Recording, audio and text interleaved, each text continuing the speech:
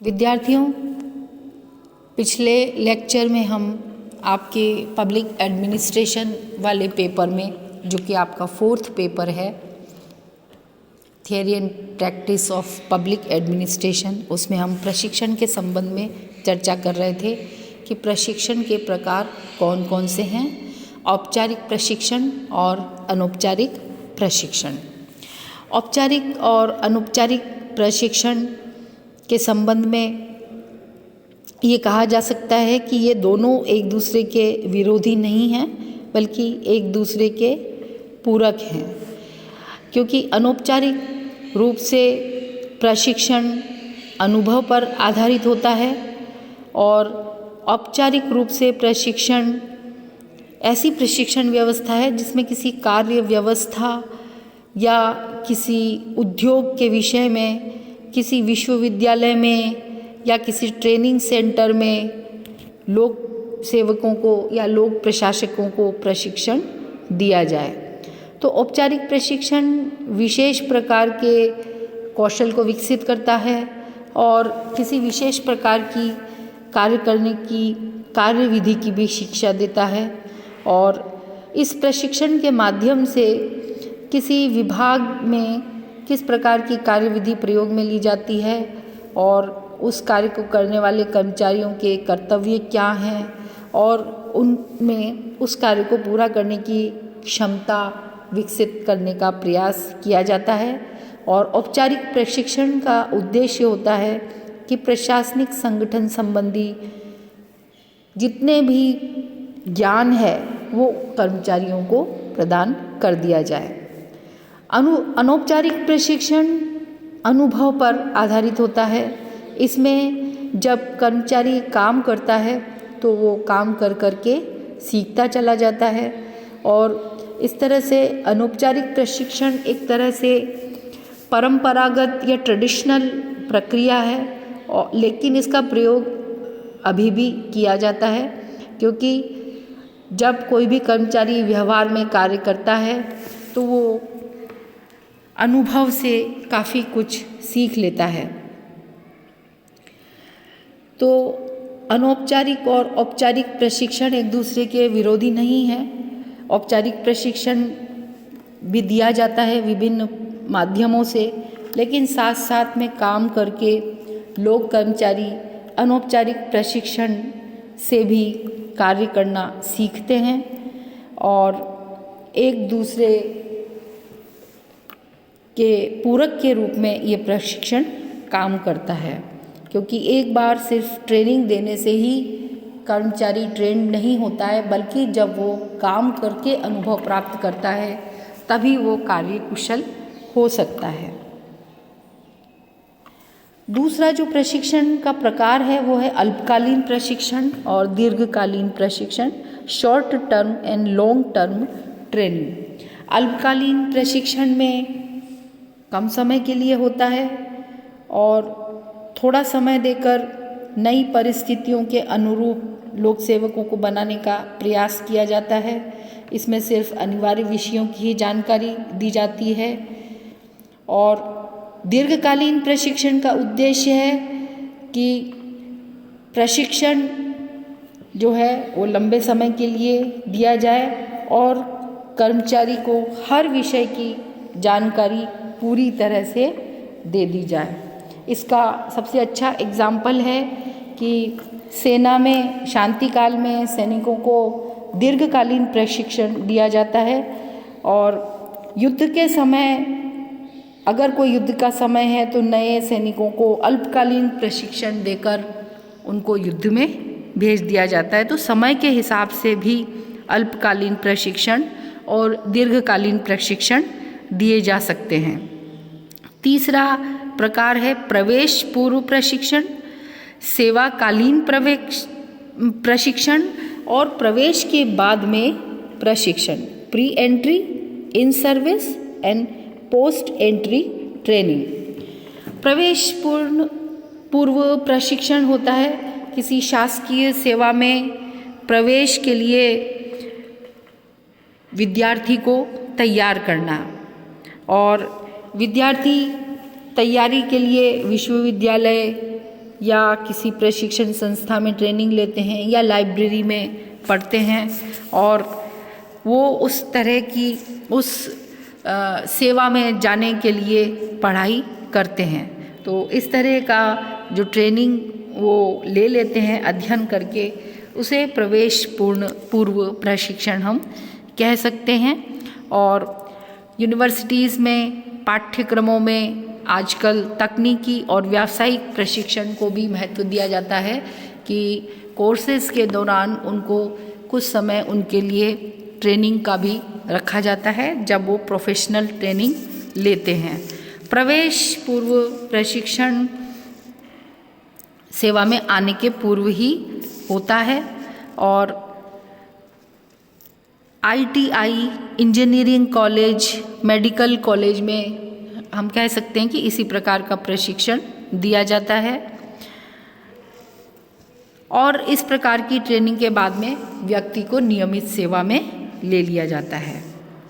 दूसरे प्रकार का प्रशिक्षण है सेवाकालीन प्रशिक्षण, इन सर्विस ट्रेनिंग।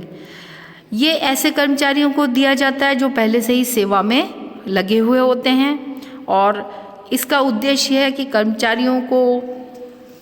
योग्य बनाना ताकि वो अपने कार्य को अधिक कुशलता के साथ संपन्न कर सकें। सेवाकालीन प्रशिक्षण दोनों रूप में हो सकता है, सामूहिक रूप में भी और व्यक्तिगत रूप में भी। सामूहिक रूप में भी उनको ट्रेनिंग कोर्स करवाया जाता है और व्यक्तिगत रूप में उनको किसी पर्यवेक्षक के अधीन रखकर, जो कि उन्हें निर्देश दे, कार्य उनसे संपन्न करवाया जा सकता है। जो सेवाकालीन प्रशिक्षण है उसके कुछ लक्ष्य हैं जिनको प्राप्त करने के लिए सेवाकालीन प्रशिक्षण दिया जाता है। जैसे ये लक्ष्य हैं प्रशिक्षकों का प्रशिक्षण। प्रशिक्षण का एक स्टैंडर्ड कायम करने के लिए प्रशिक्षण कार्यक्रम में निर्देशकों को भी प्रशिक्षण दिया जाना चाहिए। ऐसा करने से प्रशिक्षण औपचारिक रूप से संपन्न किए जाने पर उपयोगी और प्रभावशील होता है। दूसरा लक्ष्य है पुनरावलोकन प्रशिक्षण, ओरिएंटेशन ट्रेनिंग। जब संगठन में किसी नए कर्मचारी को नियुक्त किया जाता है तो उसे उसके पद का परिचय देने के लिए इस तरह का ओरिएंटेशन प्रोग्राम या ट्रेनिंग की जाती है और जो नवागंतुक कर्मचारी हैं कार्यालय की ओर से उनका स्वागत किया जाता है और उन्हें बताया जाता है कि संगठन का महत्व और संगठन के मुख्य कार्य क्या हैं और इससे संबंधित नियम परिनियम क्या हैं और आपके इस संबंध में अगर कोई विशेषाधिकार हैं तो वो क्या हैं। तीसरा जो इसका लक्ष्य है वो है नवीनीकरण प्रशिक्षण, रिफ्रेशर प्रशिक्षण या ट्रेनिंग।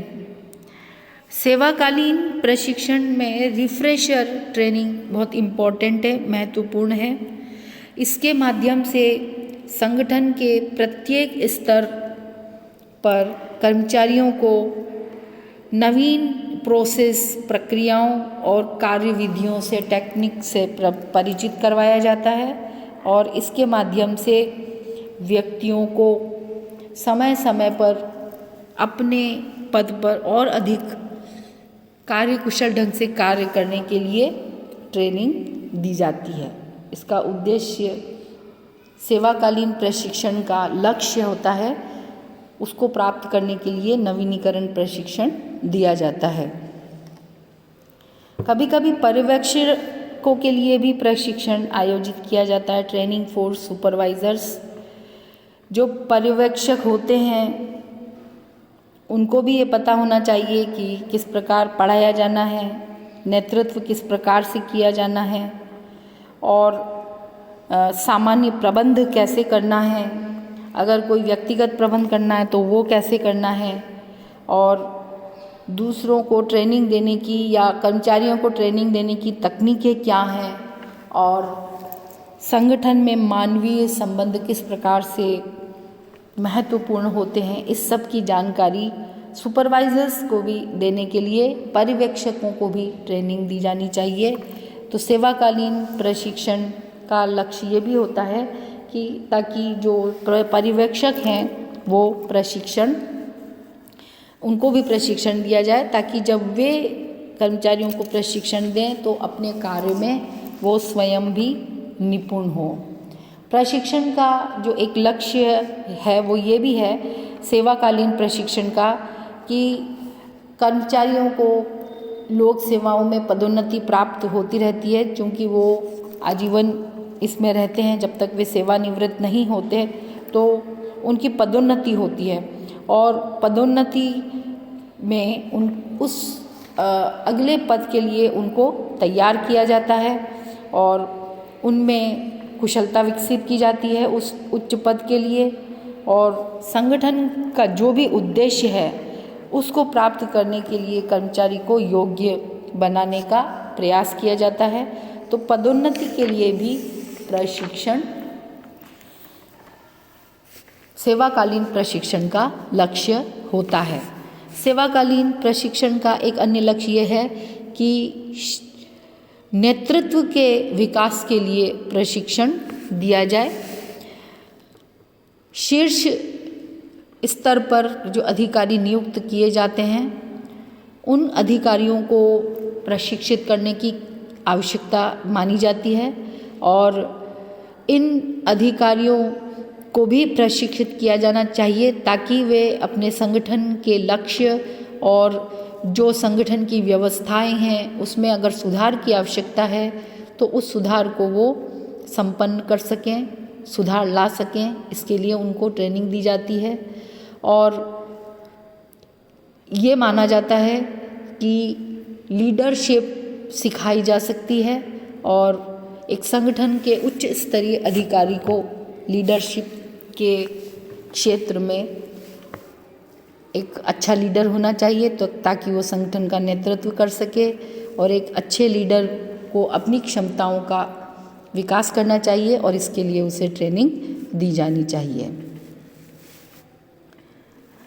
प्रवेश के बाद में जो प्रशिक्षण दिया जाता है इसमें सेवाकालीन प्रशिक्षण से ये कोई बहुत ज़्यादा अलग नहीं है, बस इनमें भेद यही किया जा सकता है कि सेवाकालीन प्रशिक्षण जो जिस सेवा में व्यक्ति उस समय जिस पद पर है उसके दायित्वों से परिचित करवाने के लिए होता है, और प्रवेश के बाद में प्रशिक्षण कर्मचारियों को भविष्य के लिए तैयार किया जाता है उसके अंदर। इसका एक उदाहरण है कि जैसे राजमार्ग विभाग में या पीडब्ल्यूडी विभाग में किसी विशेषज्ञ कर्मचारी के लिए इंजीनियरिंग की जो ट्रेनिंग है वो प्रशिक्षण के माध्यम से उसको दी जाती है, और इसमें हर कर्मचारी को प्रशिक्षण नहीं दिया जाता, बल्कि इसमें जो इंजीनियर है उसी को प्रशिक्षण दिया जाता है। और भारत के संबंध में हम कह सकते हैं कि प्रवेश के बाद में प्रशिक्षण की आवश्यकता को अब वर्तमान समय में अधिक महसूस किया जा रहा है, क्योंकि जो लोग कर्मचारी हैं उनकी भर्ती के बाद में उनको अगर अपने पद पर कुशलता से कार्य करने की प्रवेश के बाद में अगर ट्रेनिंग नहीं दी जाती है तो वो अपने कार्य को अधिक अच्छी तरह से संपन्न नहीं कर पाते हैं, या उनको इसमें काफ़ी वक्त लगता है, जिससे कि वो संगठन अपने स्थापना करने के उद्देश्य को प्राप्त नहीं कर सकता है। और इसलिए माना जाता है कि प्रवेश के बाद में प्रशिक्षण देने के लिए अगर कोई अध्ययन करना चाहता है लोक कर्मचारी तो वो अध्ययन करने के लिए उसको अवकाश दिया जाना चाहिए, और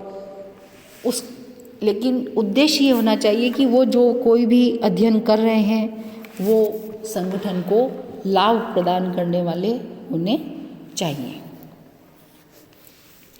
एक अन्य प्रशिक्षण है विभागीय प्रशिक्षण और केंद्रीय प्रशिक्षण, द डिपार्टमेंटल एंड सेंट्रल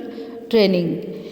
विभागीय प्रशिक्षण का संबंध विभाग से होता है और विभाग में ही प्रशिक्षण दिया जाता है। आवश्यकता के अनुसार इस तरह के प्रशिक्षणों का आयोजन किया जाता है। विभाग के अधिकारी जो अनुभवी होते हैं वो ट्रेनिंग देते हैं और उच्च पदों के लिए प्रशिक्षण की एक सेंट्रल या केंद्रीय योजना होती है। इसके लिए केंद्रीय संस्थाएं बनाई जाती हैं और फिर उन संस्थाओं के द्वारा प्रशिक्षण दिया जाता है। जैसे प्रशासनिक अधिकारियों के लिए लाल बहादुर राष्ट्रीय प्रशासन संस्थान मसूरी, तो वो जो नए कर्मचारी नियुक्त किए जाते हैं प्रशासनिक सेवाओं में, उनको यहाँ पर विशेष रूप से अपने कार्य को संपन्न करने के लिए ट्रेनिंग दी जाती है। तो उसे विभागीय या फिर केंद्रीय प्रशिक्षण के नाम से हम जान सकते हैं। एक महत्वपूर्ण प्रशिक्षण है कौशल और आधारभूत प्रशिक्षण, स्किल एंड बैकग्राउंड ट्रेनिंग। इसमें कर्मचारियों में विशेष योग्यता उत्पन्न करने का काम किया जाता है या फिर कभी कभी कानूनी या विधि सम्मत ज्ञान देने का भी कार्य इसमें हो सकता है। और जैसे पुलिस अधिकारियों को प्रशिक्षण दिया जाए, अपराध संबंधी खोज और निवारण की विधियों का उनको प्रशिक्षण दिया जाए, या इनकम टैक्स के अधिकारियों को प्रशिक्षण देकर उनको कर लगाने, टैक्स वसूल करने की विधियों का उनको ज्ञान करवाया जाए और इस तरह के प्रशिक्षण कार्यक्रम आयोजित किए जाएं ताकि वो अपने विभाग में अपना कार्य अधिक कुशलता से संपन्न कर सकें।